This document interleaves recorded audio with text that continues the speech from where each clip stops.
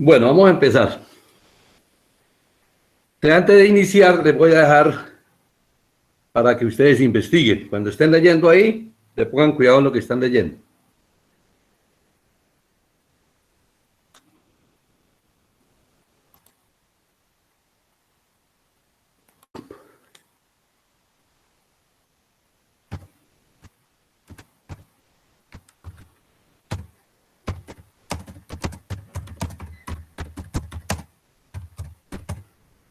Si ya leyeron, pues ya pueden tener ustedes idea de lo que estoy preguntando. Si no, cuando estén leyendo allá, entonces, ¿qué es una cadena cinemática?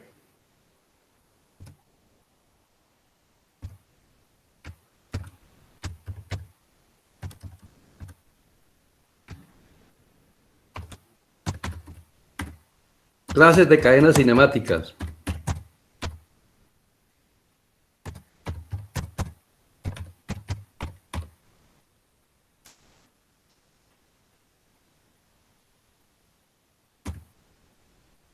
Y un mecanismo, ¿qué tipo de cadena es?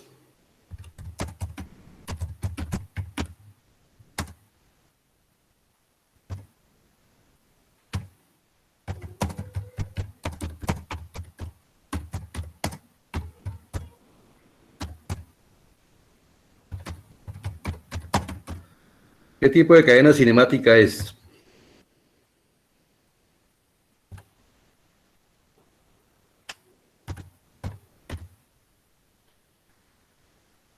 Ya ustedes.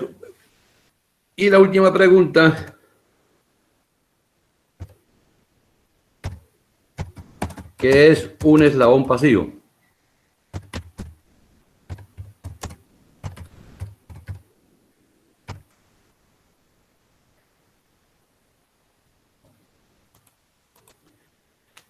Cada preguntita usted la pueden ir respondiendo en la medida que vayan leyendo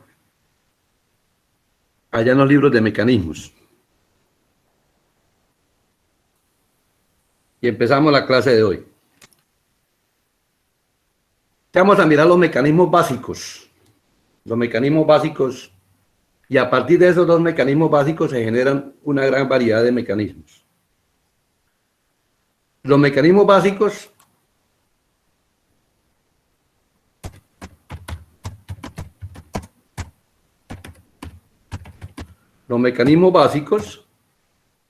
son los de 4 elementos.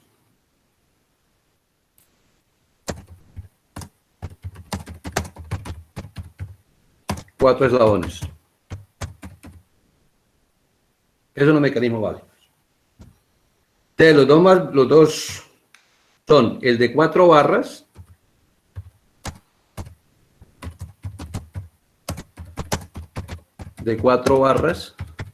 articuladas.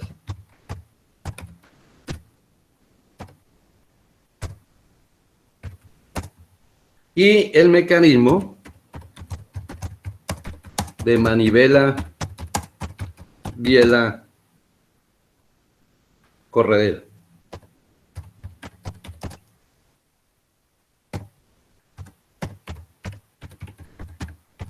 Esos son los dos mecanismos básicos. A partir de ahí nosotros podemos generar una serie más de mecanismos. Porque a partir de ahí podemos tener mecanismos de 5, 6, 8, 10, 20, el número de eslabones que nosotros necesitemos para producir el movimiento que deseamos. Aquí les voy a mostrar los dos mecanismos básicos funcionando.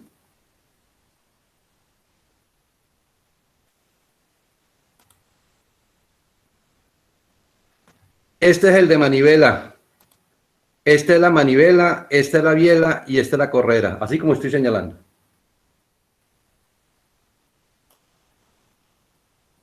Cuando hicimos el ejemplo de movilidad, observen que la manivela se mueve y esa manivela se mueve la biela y la biela mueve la corredera. La corredera tiene movimiento de traslación. La corredera esta se traslada respecto al piso. La manivela, que es esta, rota respecto a este punto, al pivote que está aquí, para que no está pintado. Y la biela, que es este, biela o acoplador, tiene movimiento general el plano, o sea, se traslada ahí, rota. Miren el movimiento. En la medida que se traslada también rota la manivela. Mientras que la biela, la manivela tiene rotación alrededor de un eje fijo. Y la manivela, y la corredera tiene movimiento de traslación. Aquí tengo un mecanismo de 4 barras. Lo que está pintado en azul, en la línea de trazo azul, corresponde al bastidor. El bastidor es el eslabón que no se mueve. Ahora miramos los elementos de cada uno de esos. ¿Qué observen? La manivela tiene rotación alrededor de un eje fijo. El que sigue, es el acoplador. Tiene movimiento general en el plano, o sea, rota y se traslada. Mientras que que es el eslabón de salida, tiene movimiento de oscilación, solamente oscila, no hace la vuelta. Cuando un eslabón da la vuelta completa, como en el caso que da un giro completo, se denomina manivela. Si no da el giro completo, se denomina oscilador. Como en el caso de aquí del eslabón de salida, Observen que ese no da la vuelta completa. Ese no da la vuelta completa. Ese solamente oscila. Mientras que la manivela da un giro completo. Y el acoplador tiene movimiento de traslación más rotación. Tiene movimiento general del plano. Y el bastidor no tiene movimiento. Entonces, cuando estamos hablando de mecanismos, cuando estamos hablando de un mecanismo tiene un eslabón fijo. En forma absoluta, ese eslabón no se mueve, está fijo. Independientemente del número de eslabones que tenga el mecanismo, solamente hay un solo eslabón fijo.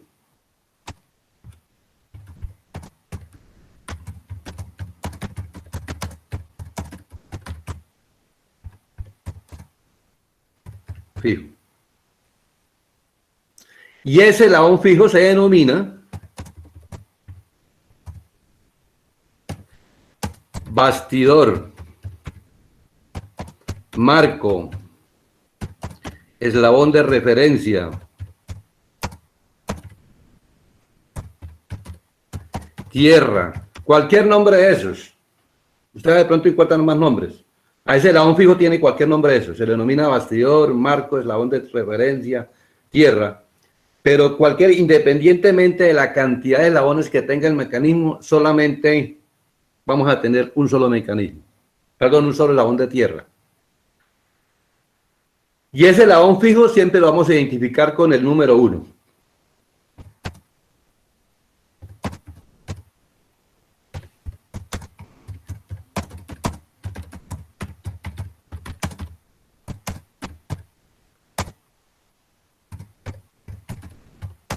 Con el número 1.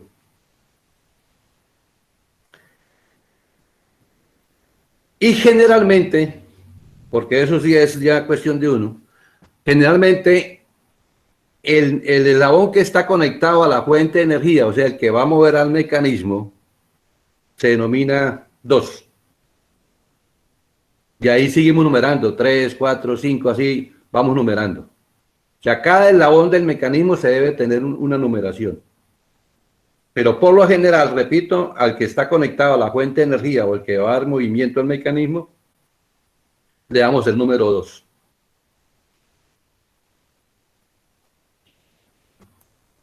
Entonces vamos a estudiar estos dos mecanismos, porque son la base del resto de mecanismos. Vamos a estudiar estos dos mecanismos.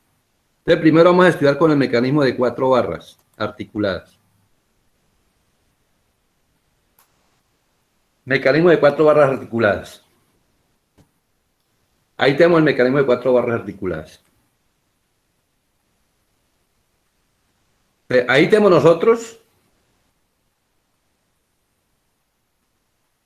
numeradas los eslabones. Voy a hacer la aclaración acá. Miren.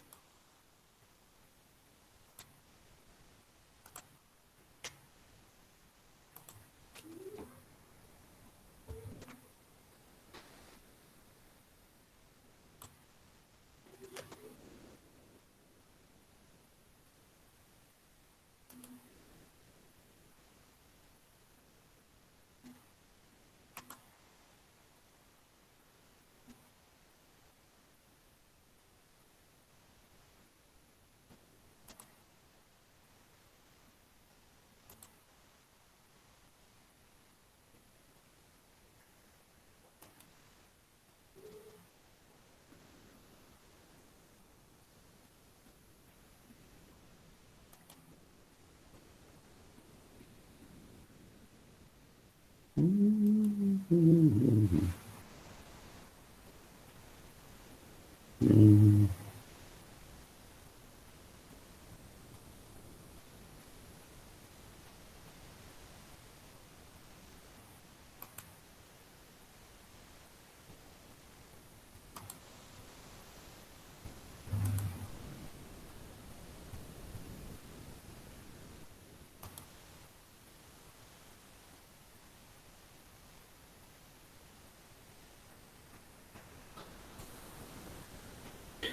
Bueno, entonces ahí tenemos nosotros el mecanismo de 4 barras, donde esta barra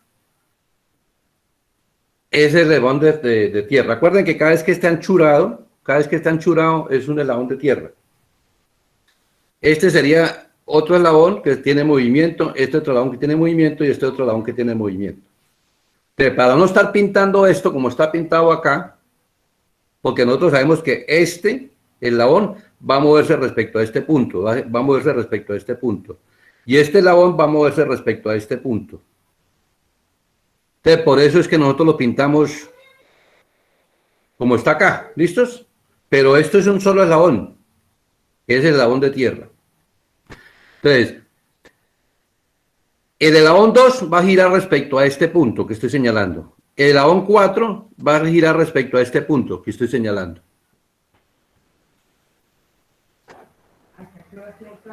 A las 8. ¿De las 8? Por. ¿De 8 a qué? A 10. ¿Y después? No. De 8 a 10. Entonces, repito, este punto es el pivote de 2. ¿Qué acaso se hace la consulta médica por teléfono? No, pero ¿cómo hace la consulta médica? No, porque lo tiene que examinar la mitad. Este es el pivote de 2 y este es el pivote de 4. O polos de rotación, como quieran llamarlos. Se denominan pivotes o polos de rotación. Algunos lo llaman rotapolos. Pero nombres. Vamos a mirar aquí los nombres. Entonces, el eslabón 1, este eslabón 1, acuérdense que es todo esto, para que lo representamos de esta manera, para no estar pintando toda la línea anchurada, lo representamos de esa manera. Se denomina bastidor o bancada, o como lo indiqué hace ratico, eje de referencia, tierra, etc. Y la longitud va a ser R1, la distancia que hay desde este punto, desde el punto este hasta este punto, vamos a llamarla R1, es la longitud. El eslabón 2 va a ser el eslabón de entrada, este que tengo aquí representado, va a ser el eslabón de entrada. Y la longitud sería R2. 3 es el eslabón acoplador o biela, este, y la longitud va a ser R3. Y 4 va a ser el eslabón de salida, este. Y la longitud es R4. En este caso, el que nosotros llamemos 2 va a ser el eslabón de entrada, y el que llamemos 4 va a ser el eslabón de salida.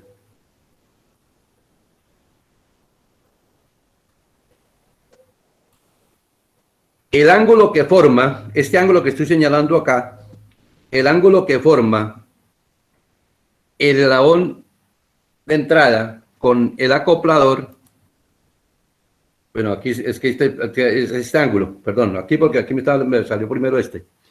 El ángulo que forma el acoplador con el eslabón de salida se denomina ángulo de transmisión. Este es el ángulo de transmisión, gamma.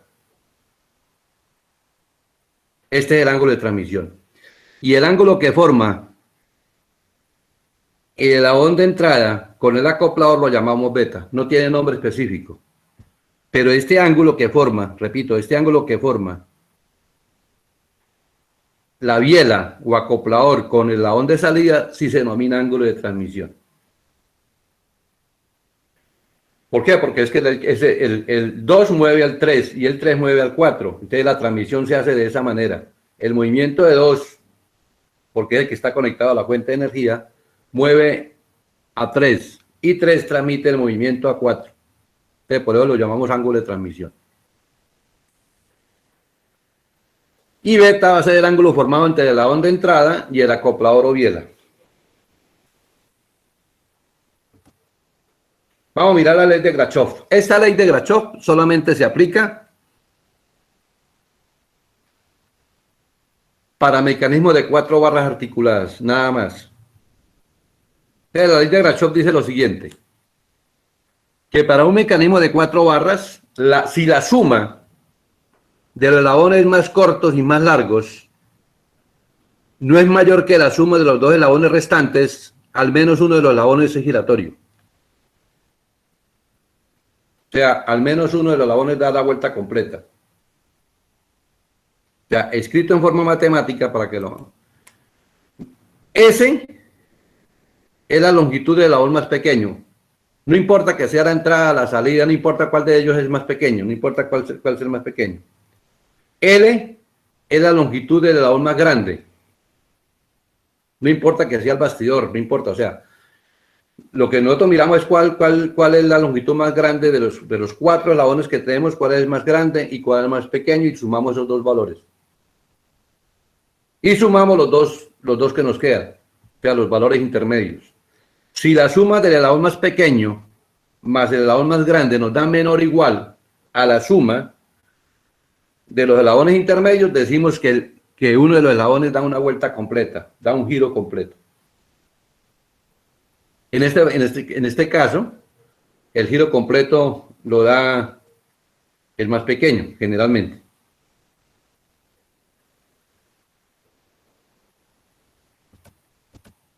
Entonces vamos a mirar un ejemplo. Nosotros vamos a tener 4 barras, 4 eslabones, ¿listos? Que tienen las medidas de 120, 80, 90 y 40 milímetros. Una cosa es lo que yo hable aquí, y ustedes me crean porque supuestamente ustedes creen que es que yo lo sé y así debe ser. Eso es palabra de Dios. No, las cosas hay que ponerlas en duda, hay que ponerlas en práctica para mirar, saber si es verdad eso o no. Entonces yo les recomiendo que ustedes hagan el mecanismo de 4 barras, lo construyan con estas medidas que tengo acá. Ustedes buscan, sean con madera, con barras de aluminio, con lo que sea, con cartón. Ustedes hagan los 4 elementos, 120, 80, 90 y 40 milímetros. Hagan los cuatro elementos. Y los unan. Y ustedes van a tomar cualquiera de ellos, lo van a tomar como eslabón fijo, lo dejan quieto de tal manera que comiencen a mover los otros, a ver si se mueve o no se mueve. Entonces, si ustedes miran, el eslabón más pequeño mide 40 milímetros y el eslabón más grande mide 120. La suma me da 160. Y la suma de los dos intermedios, que es 80 y 90, me da 170. Significa que la suma del más pequeño más el más grande es menor o igual a la suma de los eslabones intermedios. Por lo tanto, cumplen la ley de Grachov, en este caso. Se cumple la ley de Grachov. Eso significa que uno de los eslabones da un giro completo, una vuelta completa. Si el que da la vuelta completa es el eslabón de entrada, de una vez decimos que es una manivela. Entonces, la idea es que ustedes, cuando vayan a construir el mecanismo, les recomiendo que lo construyan, pues si quieren aprender, ¿no? Si no, dejen así, que eso, el mundo no cambia si ustedes no lo hacen, pero si ustedes lo hacen sí van a cambiar porque van a aprender más. Entonces, ¿cuál es la idea?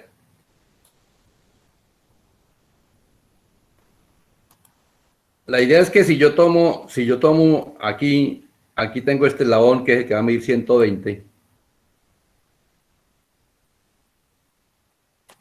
Aquí tengo el otro eslabón que va a medir 90.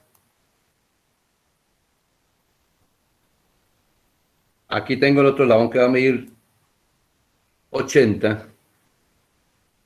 Y aquí tengo el eslabón que va a medir 40. Ahí tengo los 4 eslabones. Pues la idea es que mida, como hay que hacerle agujeros aquí, yo tengo que hacer un agujero aquí y un agujero acá, tengo que hacerle agujeros.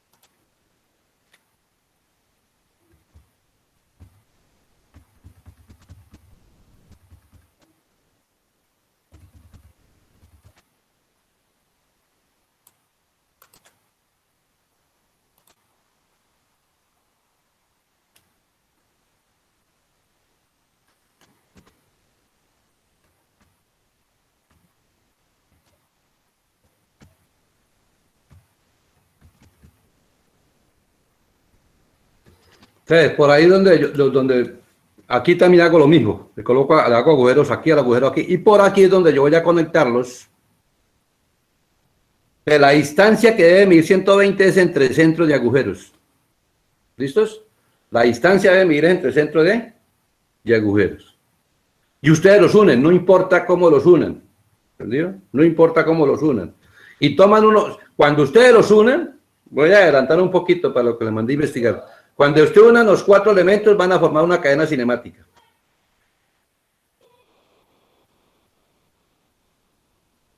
Cuando ustedes fijen un eslabón de esos, lo dejen quieto, eso es un mecanismo. Como en este caso se está cumpliendo la ley de Grachov, uno de ellos da la vuelta completa. ¿Entendido? Entonces la recomendación es que ustedes lo construyan, lo hagan, y cuando lo hagan, entonces, aquí me faltó mandarles a otra cosa que llama, ¿qué es inversión cinemática?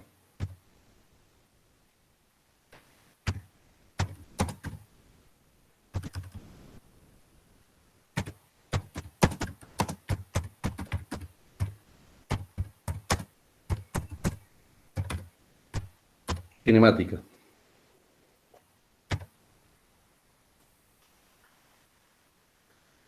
Se observen que en este caso tenemos 4 eslabones. O sea, si yo quitara este de aquí, el fijo, ahí, aquí tendría 4 eslabones. Significa que yo puedo fijar cualquiera uno de ellos. Cualquiera de ellos yo lo puedo colocar como fijo. Por lo tanto, voy a tener 4 mecanismos diferentes. Porque como puedo fijar cualquiera de ellos, tendría 4 mecanismos diferentes.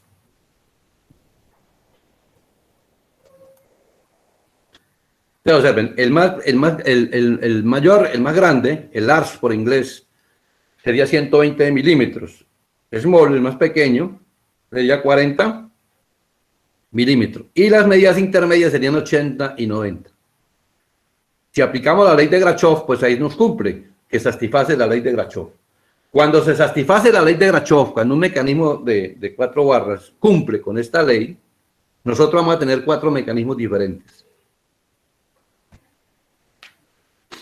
Vamos a tener un mecanismo de manivela, biela, balancín. O sea, la onda de entrada da la vuelta completa, la biela, pues, acuérdense que tiene movimiento general del plano, y el balancín es porque solamente oscila. Es oscilante, se balancea nada más. O podemos tener un mecanismo de doble manivela. Tanto la entrada como la salida dan una vuelta completa. Mecanismo de doble manivela. O podríamos tener un mecanismo de doble balancín.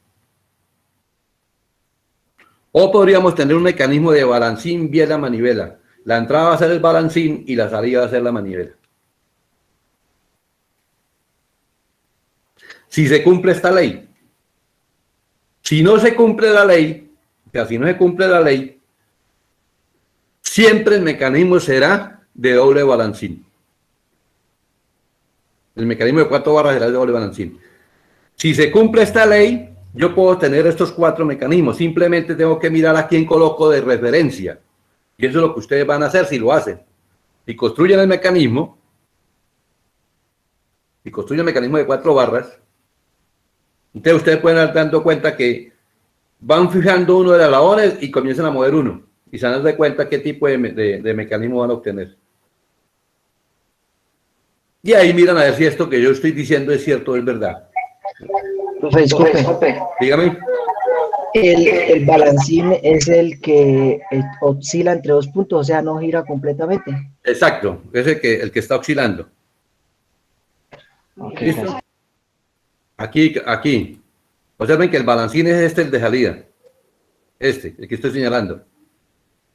Mientras que la manivela da la vuelta completa.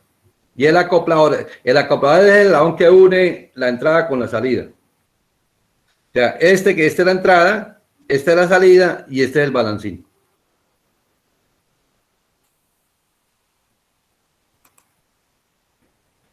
Te repito, si no se cumple la ley de Grachov, el mecanismo de 4 barras va a ser de doble balancín, si no se cumple.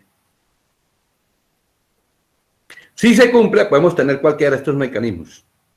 Lo que hay que mirar es cuando necesito yo un mecanismo de manivela biela balancín, cuando necesito uno de doble manivela, cuando necesito uno de doble balancín, cuando necesito balancín biela manivela.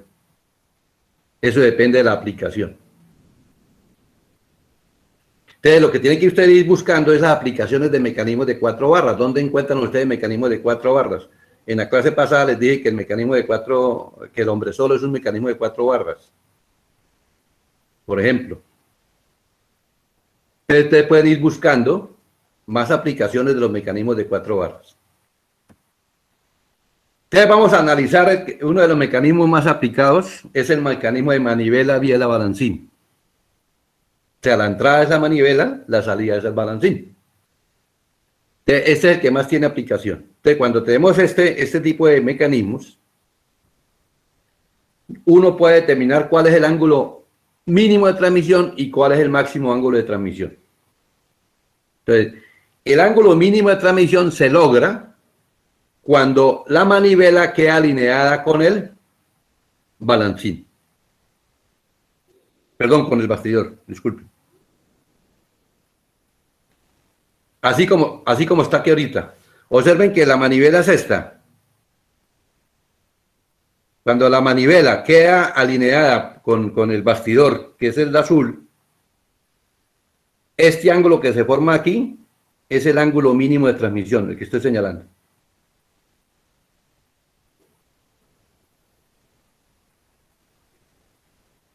Y observen que aquí queda la manivela, que es esta, alineada con el bastidor, con la tierra. Este es el ángulo que se forma aquí, es el ángulo máximo de transmisión. En este caso, el ángulo que forma la manivela con el eslabón de referencia, todo este ángulo mide 180 grados.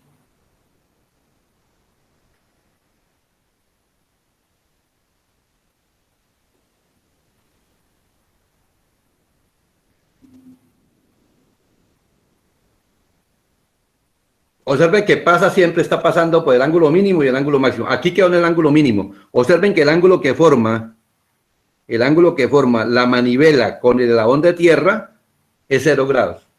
En otras palabras, cuando el ángulo que forma la manivela con el eslabón de tierra es 0 o 180 grados, vamos a obtener el ángulo mínimo o el ángulo máximo de transmisión. El ángulo mínimo ocurre cuando la manivela forma 0 grados con el bastidor. Ese es el ángulo mínimo de transmisión que lo acabamos de mirar ahorita en la figura. Entonces, aquí tenemos nosotros dibujado el ángulo mínimo de transmisión.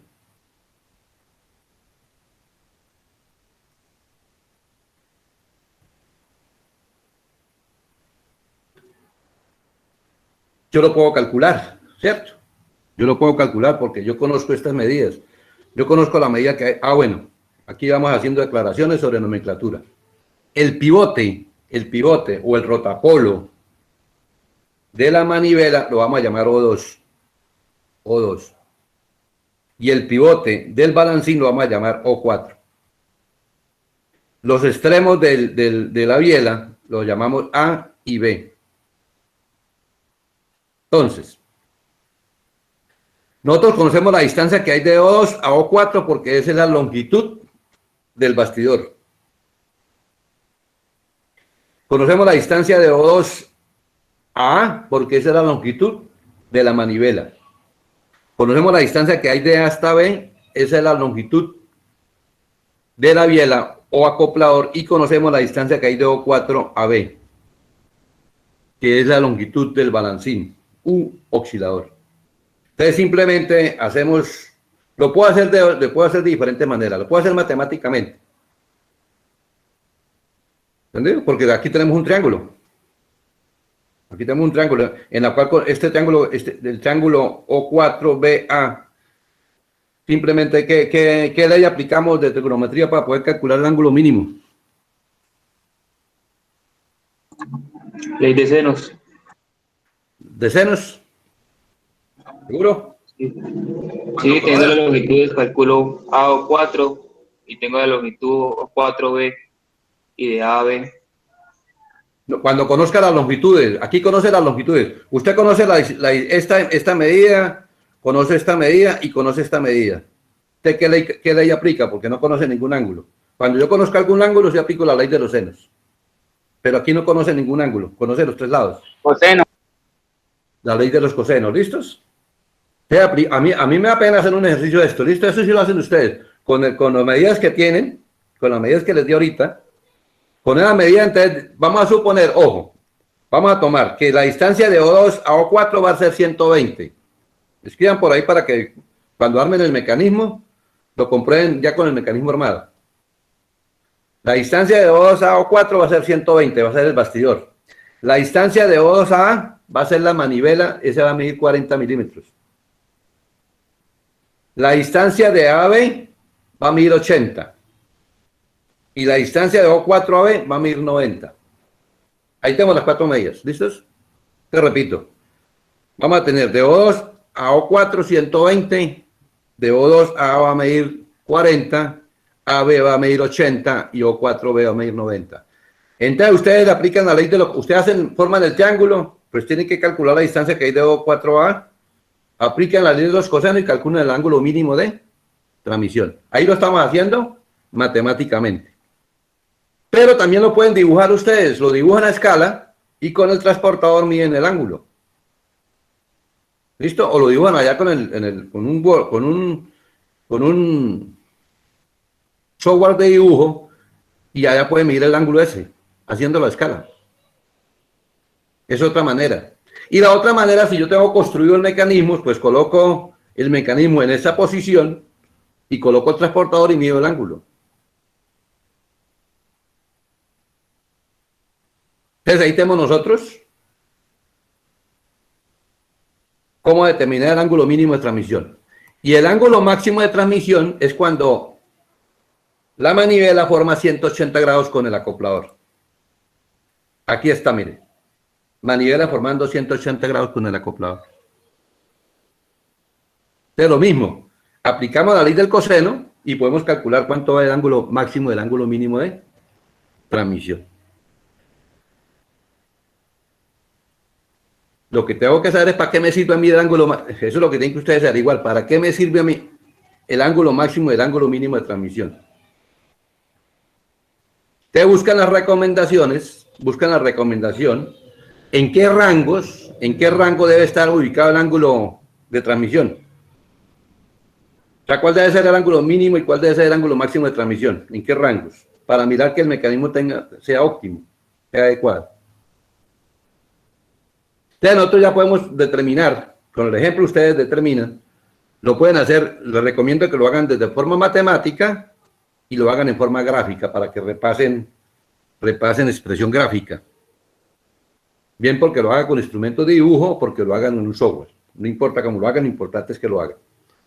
Y ustedes comparan, porque cuando yo estoy haciendo método gráfico, pues hay error de escalas.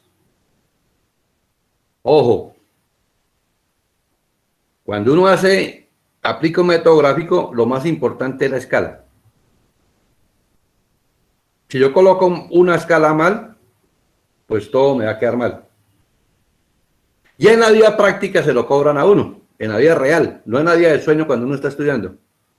Cuando uno está estudiando, lo máximo que puede hacer es que saque 1 o 0. Sí, porque lo hizo mal. Pero cuando uno está trabajando y yo coloqué mal la escala y yo mandé a hacer la pieza, y cuando traigo la pieza o quedó muy grande o quedó muy pequeñita, pero no quedó lo que era, lo que yo necesitaba. ¿Qué ocurre? Que de pronto yo paré producción mientras reparaban la pieza.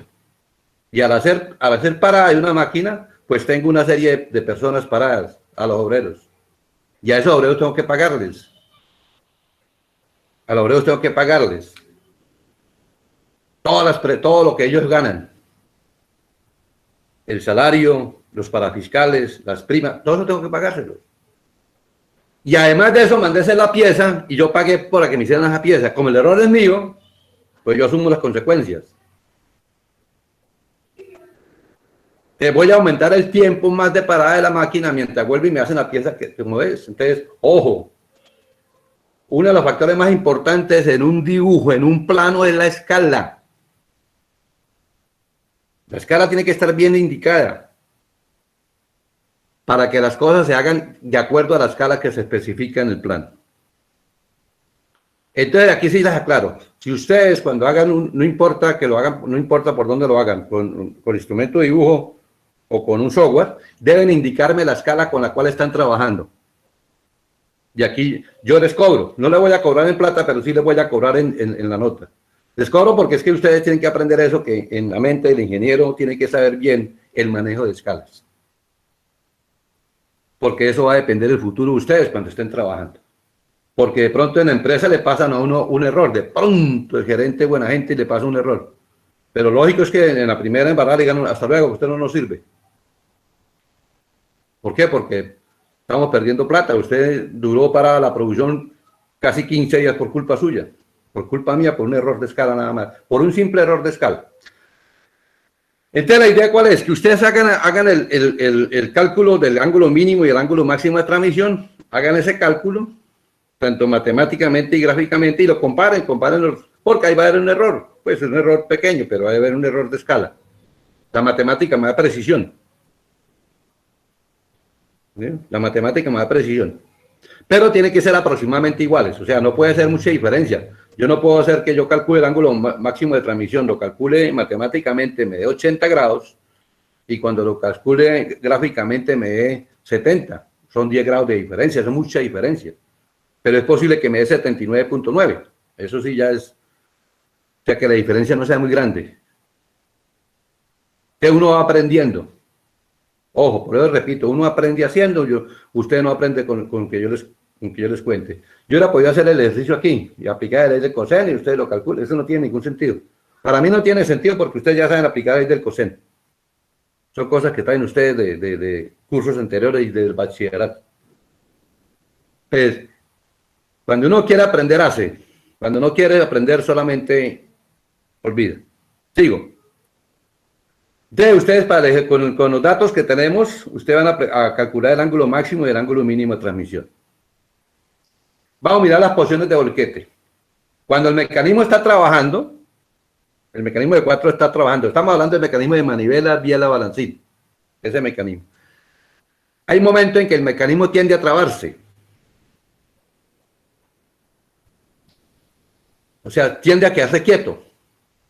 Si ustedes notan el movimiento aquí, usted ve que él va a tender a quedarse quieto. Si ustedes si miran con detalle, él va a tender a quedar, mire, si es que él tiende a quedarse quieto, él va a llegar un momento determinado que va a tender a quedarse quieto. ¿Por qué? Porque observen que el balancín tiene un punto por acá, que es el final, y tiene un punto por acá, o sea, tiene un punto de oscilación, ¿cierto? O sea, este punto del balancín va a llegar como por aquí, y va a llegar como por aquí. O sea, el balancín tiene dos puntos. Va y viene, eso es lo que hace el balancín. En esos dos puntos, que denominan puntos muertos, vamos a mirarlo aquí en la gráfica.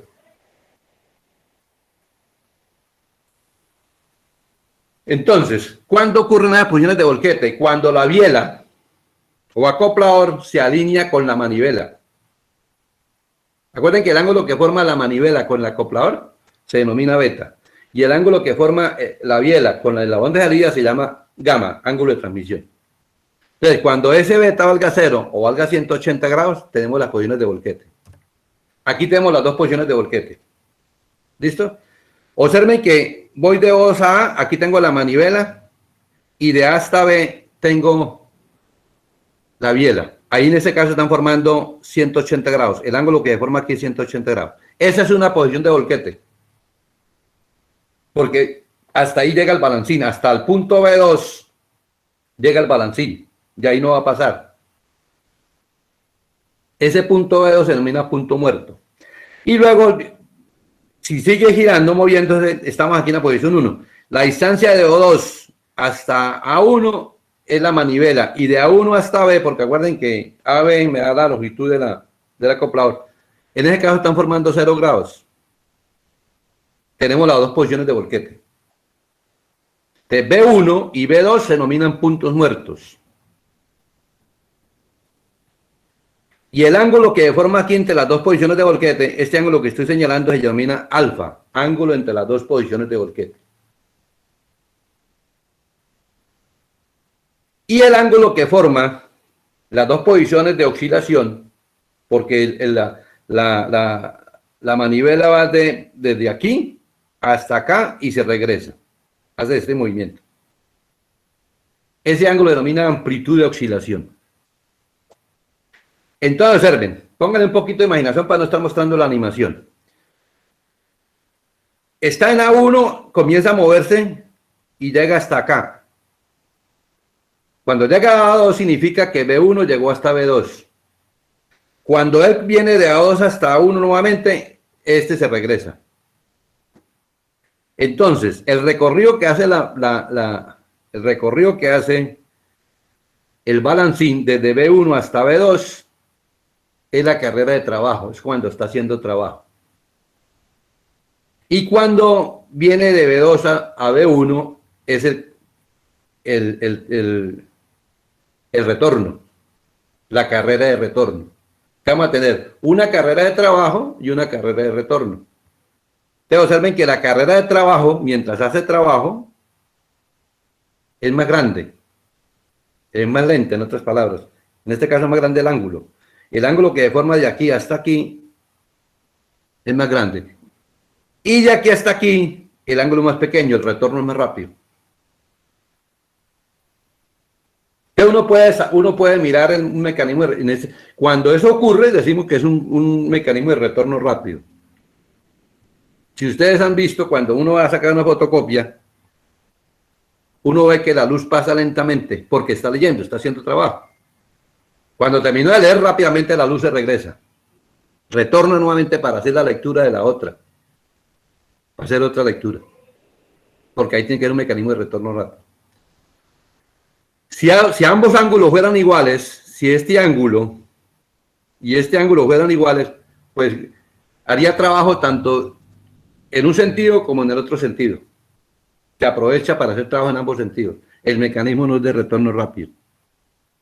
Es de retorno rápido cuando la carrera de trabajo, el ángulo de la carrera de trabajo es más grande que el ángulo de la carrera de retorno. Observen que el ángulo, miren, desde aquí hasta aquí, haciendo estoy señalando, vale 180 grados, más alfa. O sea que el ángulo que va desde A1 hasta A2 es 180 grados más alfa. Mientras que el ángulo que va de A2 a A1, este ángulo que señalo acá, sería 180 menos alfa, de acuerdo a la figura.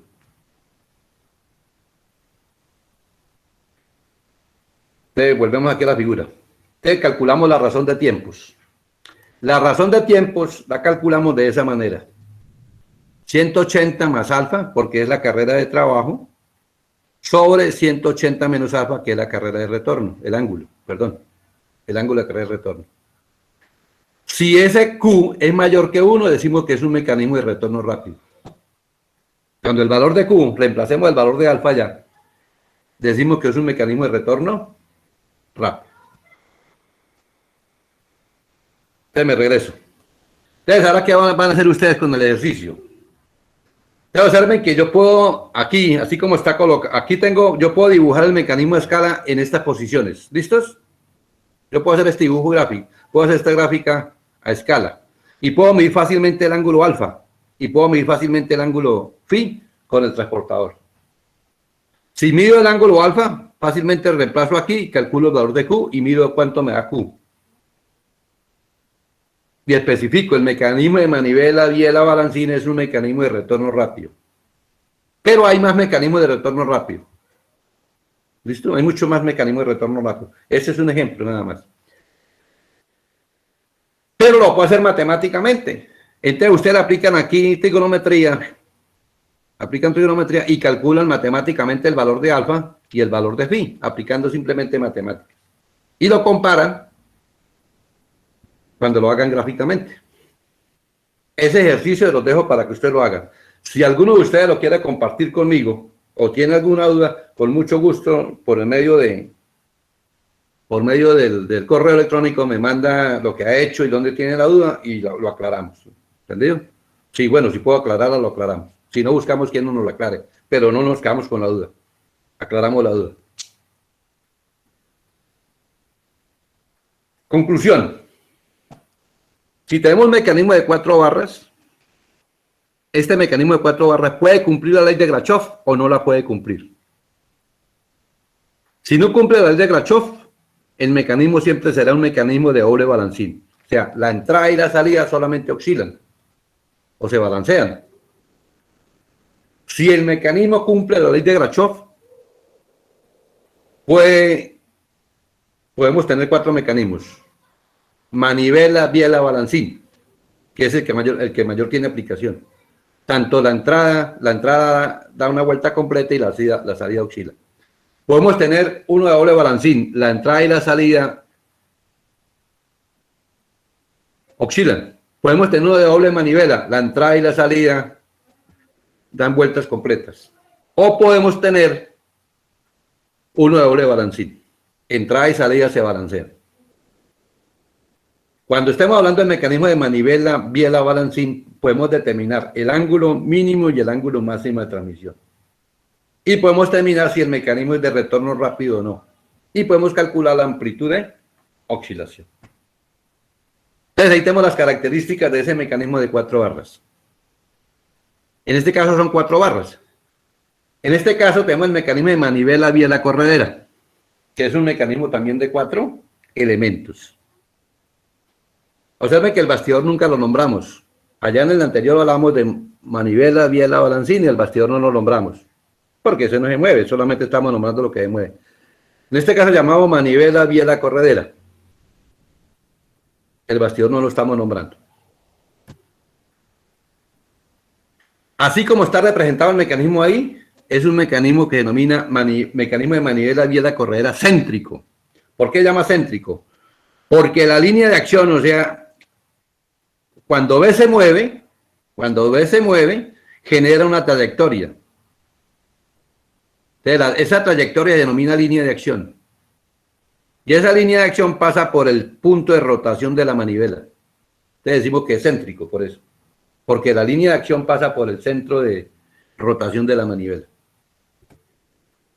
En este caso, observen que la línea de acción no pasa por el centro de rotación de la manivela. Hay una distancia entre ellas. Esa distancia se llama excentricidad. Y a ese tipo de mecanismo lo llamamos mecanismo de manivela, biela, corredera general. O lo consiguen en unos libros como excéntrico. Mecanismo de manivela, biela, corredera excéntrico. Porque tiene esa... Observen que aquí en la animación, cuando estamos mirando la animación de la corredera, la línea que está pintada en verde es la trayectoria. Observen que es el punto donde está unida la biela con la corredera. Ese punto genera esa línea recta. Es la trayectoria que genera ese punto. Todos los puntos de la corredera generan trayectorias rectas y paralelas entre sí. Porque acuerden que cuando tenemos movimiento de traslación rectilínea, todos los puntos del cuerpo generan líneas rectas, paralelas entre sí. Si tengo una traslación curvilínea, todos los puntos del cuerpo generan curvas paralelas entre sí. Porque todos los puntos llevan la misma velocidad y la misma aceleración. Entonces, esa es la línea de acción. Observen que en este caso es excéntrico, porque la línea de acción está descentrada respecto al pivote o al centro de rotación de la manivela.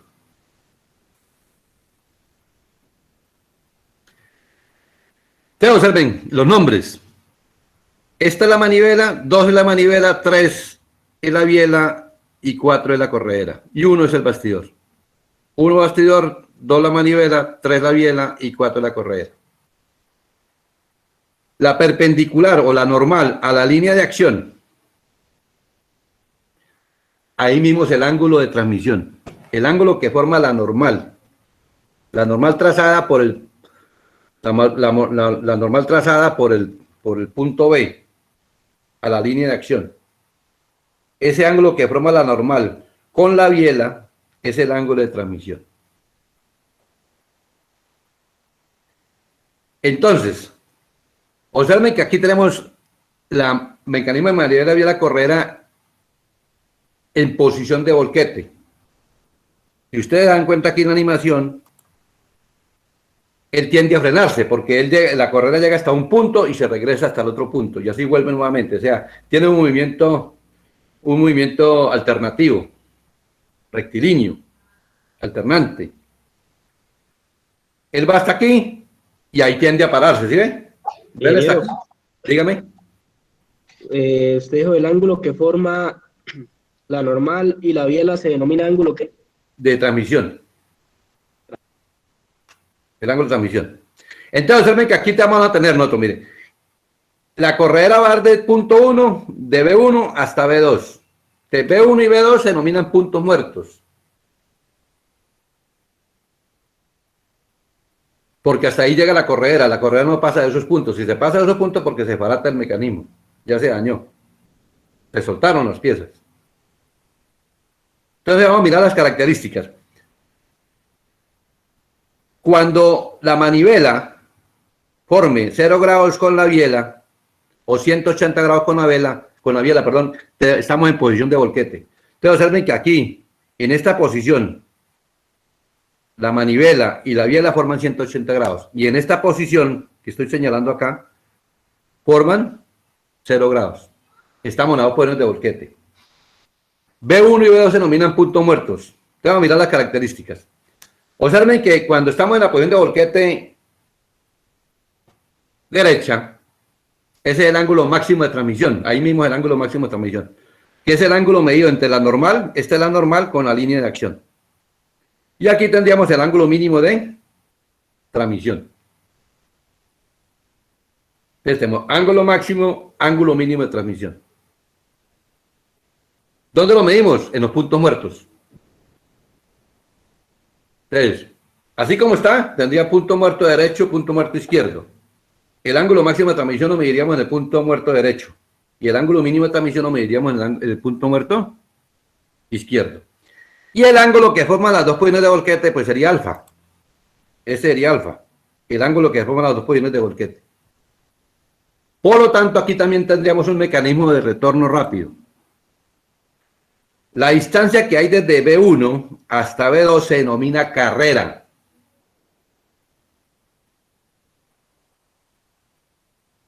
Entonces, si yo estuviera hablando de un motor de combustión interna,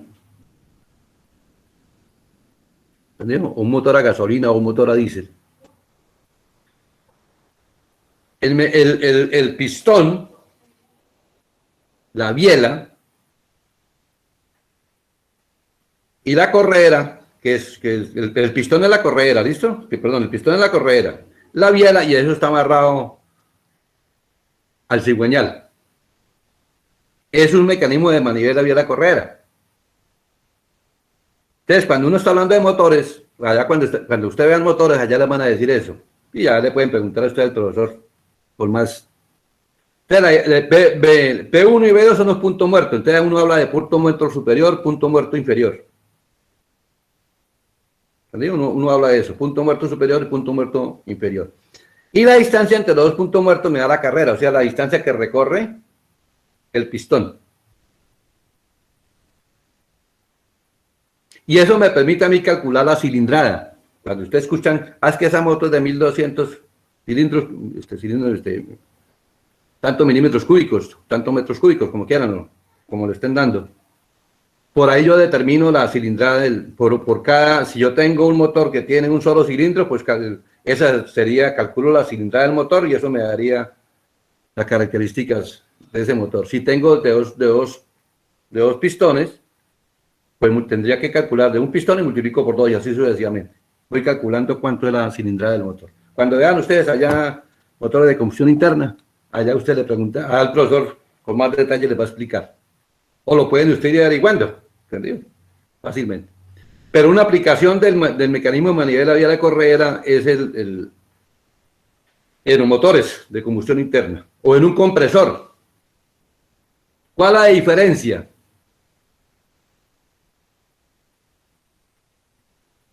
La diferencia está quién es la entrada y quién es la salida. Entonces les voy a dejar ahí para que ustedes averigüen. Si yo tengo un mecanismo de manivela biela corredera en un motor en un motor, ¿cuál es la entrada? Y cuando tenga un compresor, ¿cuál es la entrada?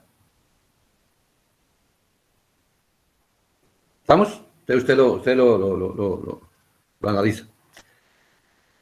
Entonces, la razón de tiempo la calculamos de igual manera que en el anterior. Porque este ángulo alfa, observen que yo puedo dibujar esto a escala, yo puedo ver esta escala, y a escala puedo medir estos ángulos, o esos ángulos gamma máximo, gamma mínimo, los puedo calcular matemáticamente. Ahora les dejo un ejercicio para que usted lo haga. Y puedo calcular el valor de L. Si lo dibujo gráficamente, puedo medir esta distancia y ya sé cuánto vale L. O si no lo calculo, repito, matemáticamente. ¿Por qué? Porque yo voy a conocer cuánto vale cuánto es la distancia que hay cuánta longitud tiene la manivela, cuánta longitud tiene la biela y cuántos valores la excentricidad. Esas tres cosas las conozco yo. La excentricidad, la manivela y la biela. Las dimensiones esas las conozco. Con base a esas dimensiones yo puedo calcular la carrera, el ángulo mínimo, el ángulo máximo de transmisión, el valor de alfa y lógicamente determinar el valor de Q. Si Q es mayor que 1, decimos que es un mecanismo de retorno rápido. Me regreso para acá. Es un mecanismo de retorno rápido. Entonces le voy a poner aquí, le voy a dar las medidas de la biela, la manivela y la excentricidad para que ustedes calculen. Le voy a poner aquí el problema.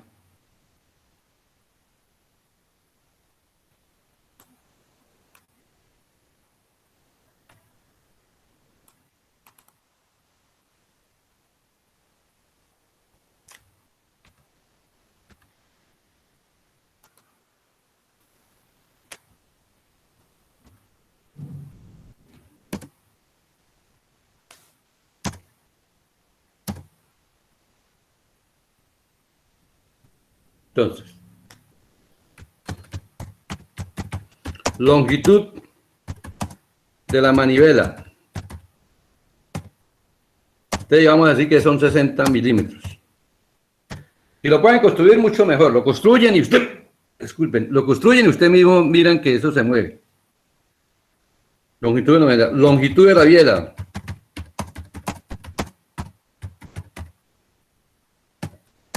...140 milímetros. Y excentricidad...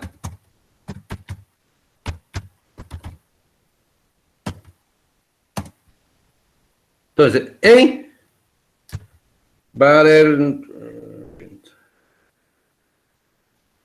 40 milímetros. Entonces, miren. A la manivela, acuerden que la vamos a llamar R2, longitud R2. Y la longitud de la biela la llamamos R3, longitud de R3.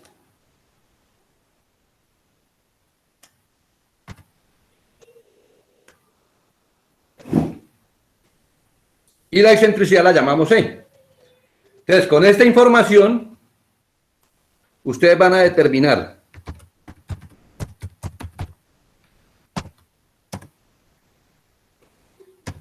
ángulo máximo y mínimo de transmisión. Profe, disculpe, ahí no suponemos el dato del bastidor. No, el bastidor no, porque el bastidor es por donde se mueve la corredera, ahí no tiene ningún problema, ya demuestro. Porque usted, ¿qué es lo que hacen? Porque tienen la excentricidad. ¿Listo? Ah, ok. Ángulo y mínimo de transmisión.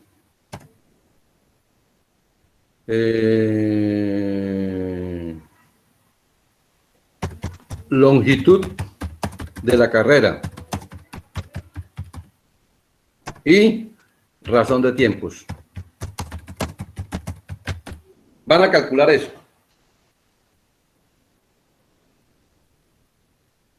Pues, si yo fuera a dibujarlo, voy a meter un poquito en dibujo.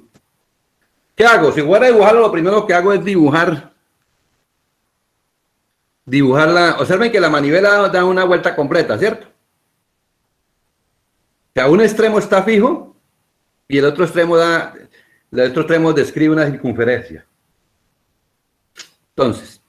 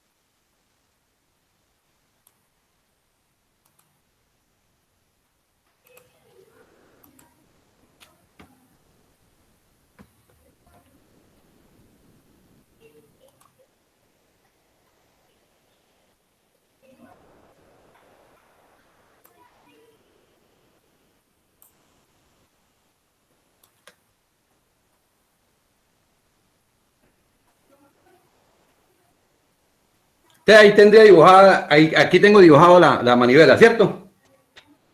Porque este punto es el que está fijo y este punto es el que me describe este círculo.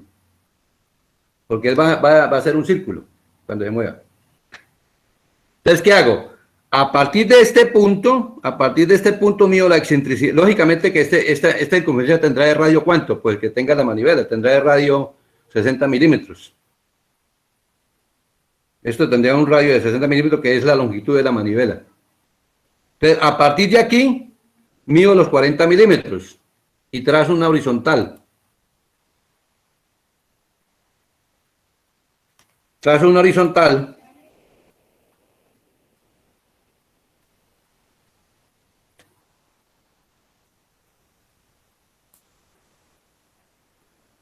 Esa va a ser la línea de acción. Esa va a ser la línea de acción. ¿Listo? La distancia que hay desde este punto hasta acá es la excentricidad. Y ahora tomo desde este punto, con el compás la distancia que mide la vía de que son 140 milímetros hasta donde corte a la línea de acción, y ahí tengo dibujada el mecanismo en una posición cualquiera. Ya, tomo esta medida que voy a trabajar de aquí hasta aquí, debe ser de 140 milímetros. Por eso es que tomo el compás. Yo me paro aquí con la punta del compás y hago este arco, donde esta medida de aquí hasta aquí sería 140 milímetros.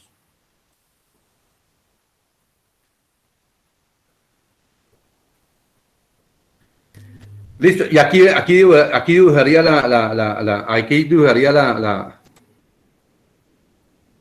ahí dibujamos.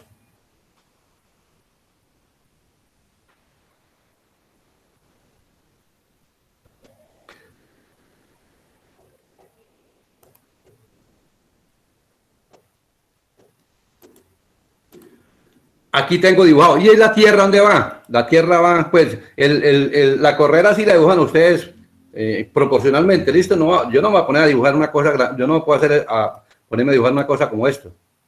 No, lo dibujo en forma proporcional. Sí, que me quede una cosa agradable a la vista. Y aquí vendría la Tierra. Esta sería la Tierra.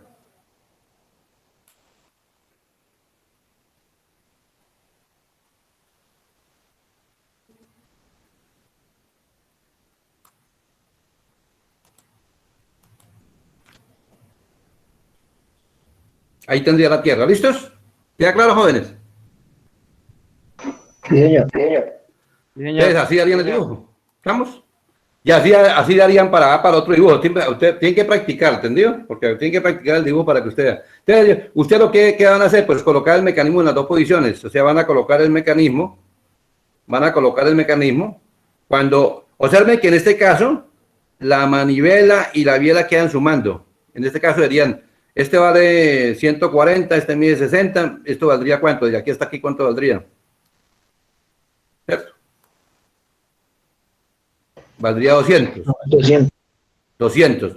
Y la distancia que viene de aquí hasta aquí sería restando a la longitud de la vía del resto de la manivela, y me da la distancia que viene de aquí hasta aquí. Entonces ya tendría el valor. O sea, conozco este valor y conozco esta medida. La perpendicular de aquí hasta aquí la conozco. Entonces ya aplica trigonometría. Miren, ya aquí les voy a hacer ya sí queda claro, ¿no?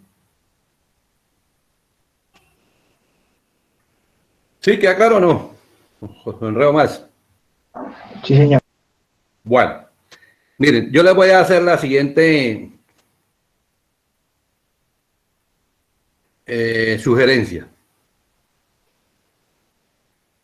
Les voy a hacer la siguiente sugerencia.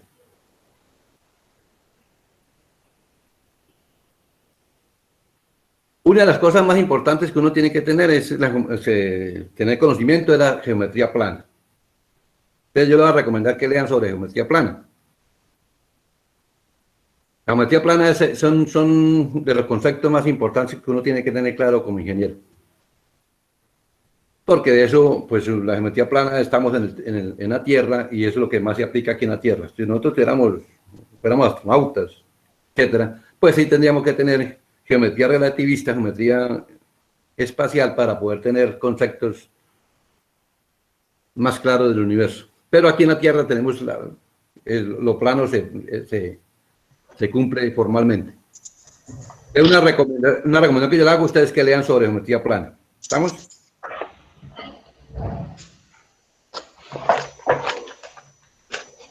Entonces, hasta aquí ya hice la introducción yo. Esa es la parte que me correspondía a mí, hacer la parte introductiva.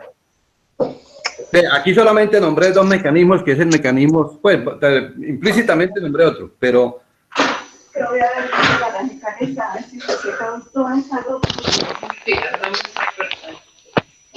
implícitamente coloqué. Cierra el micrófono, Alejandro. No, tranquila, doña Esperanza.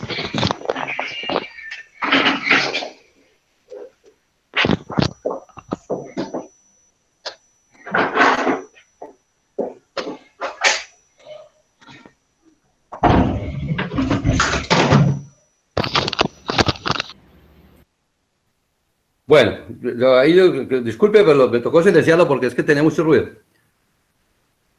Entonces, nombramos el mecanismo de 4 elementos, y un mecanismo de 4 elementos es el mecanismo de 4 barras articuladas, el otro mecanismo es de manivela biela correa.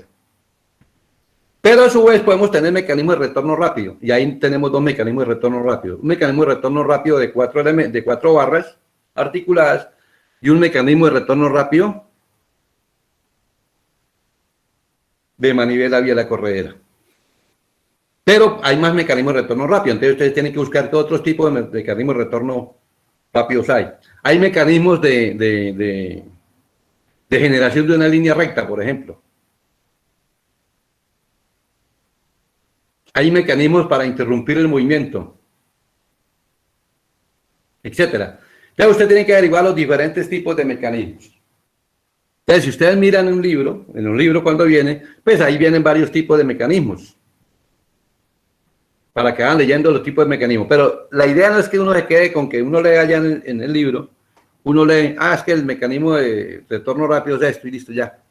No, la aplicación. Un mecanismo que me genera una línea recta, pero ¿para qué me sirve a mí saber eso?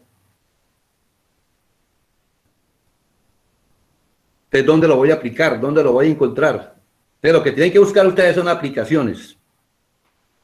Un mecanismo intermitente, por ejemplo, un mecanismo intermitente. ¿Dónde voy a conseguir yo un mecanismo intermitente? ¿Para qué me sirve a mí tener un mecanismo intermitente? Entonces, cuando usted mira los tipos de mecanismos, pues tienen que ir buscando la aplicación. O sea, ¿dónde se aplica? Porque cuando yo necesite hacer una máquina que tenga que ser, por ejemplo, hagan de cuenta que yo voy a hacer una convertidora de cartón. Una máquina convertidora de cartón. Si alguno la conoce, pues le queda sencillo imaginárselo. Si no la conoce, pues tome nota ahí para que deriven que es una máquina convertidora de cartón. Entonces, allá necesita un mecanismo de intermitente. En una máquina convertidora de cartón necesita un mecanismo intermitente. Voy a diseñar una zaranda. Tomen nota, ¿qué es una zaranda? Para que deriven que es una zaranda. Si no, los que conocen ya que es una zaranda, o saben lo que es una zaranda, pues lo único que tienen que es profundizar más en ese cuento. Entonces tengo que ir a mirar qué mecanismo necesito en la zaranda para que funcione, la zaranda me funcione. Y así sucesivamente, ¿listos? Tengo una acepilladora. ¿Qué mecanismo necesito en esa? O sea, en la medida que ustedes vayan entrando a analizar máquinas, en la medida que ustedes vayan buscando más máquinas y vayan mirando qué elementos tienen esas máquinas y qué mecanismos tienen esas máquinas. Por eso la clase pasada la indicaba, por ejemplo, que miraran el mecanismo para sacar el porta CD de un computador. O el equipo de sonido. El equipo de sonido tiene para expulsarlo, para poder colocar el CD. ¿Cómo es el mecanismo ahí? ¿Cómo es que funciona? ¿Qué elementos tiene ese mecanismo? Entonces, lo importante es eso. Lo importante no es mirar que ustedes aprendan de memoria los diferentes tipos de mecanismos, pero y no sepan para qué sirven. Entonces, acuérdense que lo importante es conocer. Cuando uno conoce, puede explicar y puede poner en práctica lo que uno conoce. En la medida que ustedes vayan leyendo más, la idea es que ustedes vayan leyendo y vayan recopilando más información.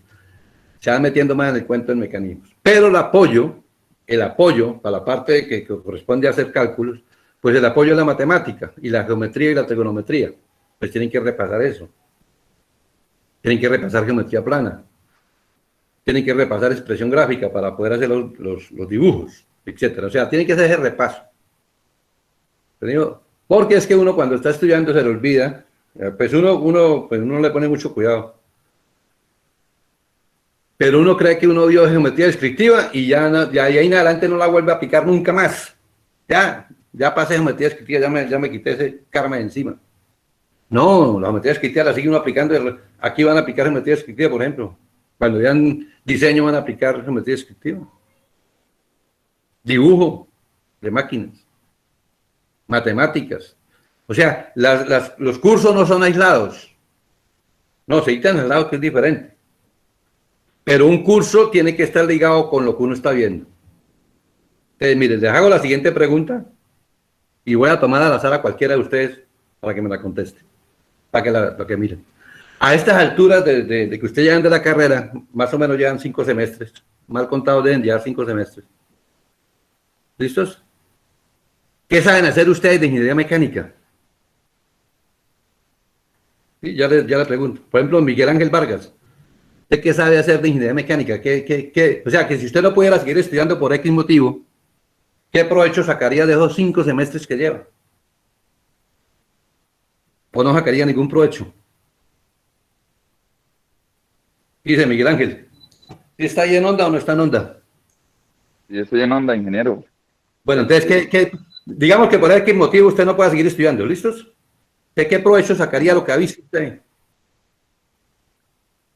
No, pues algo de conocimiento respecto a los cálculos que hemos visto, la física, de Sí, siga. descriptiva, pues superficie de la superficie planas, auxiliares y eso que se me ha quedado. Correcto. Y de la parte, por ejemplo, de que ha visto prácticas, por ejemplo, supongo que ya vio procesos, ¿cierto? ¿Sí? Estoy viendo eso, ingeniero. ¿Está viendo procesos uno? Sí, señor. Bueno, entonces allá hay bueno, lo que pasa es que por ahora, por la cuestión de la pandemia, pues no van a mirar la parte de la soldadura. Pero una de las partes que uno, ¿cierto? Pero están viendo la parte teórica, ¿cierto? Sí, señor. Una de las partes que van en el proceso son soldadura, fundición, por ejemplo. Por eso es importante poner uno cuidado a eso. Porque uno tiene que estar pensando en uno, en el futuro de uno. No en pasar la materia, porque es que uno piensa en pasar la materia, y cuando uno piensa en pasar la materia, pues no está aprendiendo, porque no está cohesionado. Pero cuando uno aprende, pues lo de pasar la materia pasa sola, ya pasa solita, porque uno ya entendió y uno aprendió. No necesita hacer mucho esfuerzo. Entonces lo importante es eso, que ustedes sepan lo que están viendo, lo que están aprendiendo, para qué les sirve en la vida. Entonces, ustedes tienen que ir valorando qué saben ustedes de ingeniería mecánica, en qué se puede, y la medida que vaya avanzando, bueno, yo vi esto, entonces yo me puedo desempeñar, yo puedo hacer tal cosa. Yo puedo generar tal cosa, o yo puedo generar, por ejemplo, una empresa, puedo tener emprendimiento y generar mi propia empresa dedicada a esto. Si a mí me va a apasionar, por ejemplo, me va a apasionar la soldadura, digo, pues me voy a meter en un cuento de la soldadura, por ejemplo. O cuando esté viendo máquina hidráulica, si alguno ha visto máquina hidráulica, pues le enseñan a uno a seleccionar bombas y todo, me voy a meter en el cuento de las bombas, me voy a volver distribuidor de bombas, por ejemplo. O sea, uno tiene que ir metiendo en el cuento de que uno va a ser ingeniero y por lo tanto uno tiene que buscarse el futuro uno mismo. El futuro se lo va labrando uno mismo, pero hay que meterse en el cuento. Y las cosas no están aisladas, repito. O sea, usted no puede quitar cálculo, quitarlo de estática, ni quitar cálculo de mecanismo, ni quitar, no. Aquí en mecanismo lo máximo que nosotros vamos a aplicar son ecuaciones lineales de 3×3. Pero vamos a aplicar trigonometría. Mira, observen que estamos aplicando trigonometría. Vamos a aplicar geometría plana. Sí, de por sí, aquí no vamos a aplicar cálculo avanzado ni esas cosas porque nos interesa solamente el movimiento. Y lo máximo que vamos a saber nosotros es que la derivada del espacio nos da la velocidad, la derivada de la velocidad nos da la aceleración y la derivada de la aceleración nos da la sacudida o el jerks. Eso es lo máximo que nosotros vamos a tener en cuenta el cálculo.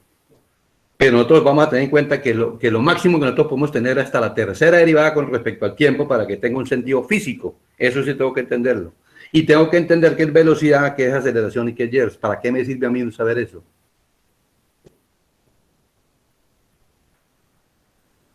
Desde el punto de vista físico, pues sabemos nosotros que la velocidad, la velocidad, ¿entendido? Es un vector que tiene una dirección, una magnitud y un sentido. Pero eso es el punto de vista físico. Ahora vamos a mirar cuando esté aplicando eso en el diseño. Es que un cuerpo que se está moviendo está sometido a fuerzas inerciales. Y acuérdense ustedes que la fuerza inercial es masa por aceleración. Eso es una fuerza inercial. La masa que tiene el cuerpo por la aceleración que lleve. Y la aceleración puede ser una aceleración tangencial o una aceleración normal. Dependiendo del tipo de movimiento que tenga el cuerpo. El cuerpo se va a deformar es por el movimiento. Esas cosas las que tengo que ir conjuntando. Tengo que ir amarrando en mi cabeza. Que cuando yo someto a temperatura a un cuerpo, el cuerpo se va a dilatar o se va a contraer si hay cambio de temperatura hacia arriba o hacia abajo. Y esos cambios de temperatura me van a producir deformación en el cuerpo. Me van a producir deformación en el cuerpo. Si aumento mucho el calor, se me va a deformar el cuerpo. Si le disminuyo mucho el calor, no el calor, la temperatura. Si le aumento o le disminuyo la temperatura, se me va a deformar el cuerpo. Esos conceptos básicos. Saben que yo no estoy hablando de materias específicas, sino que son conceptos que ustedes tienen ya en la cabeza, lo que tienen que mirar es dónde lo ponen en práctica. Por eso le hice la pregunta a Miguel Ángel. Pues a todos, pero precisamente a Miguel Ángel le hice la pregunta.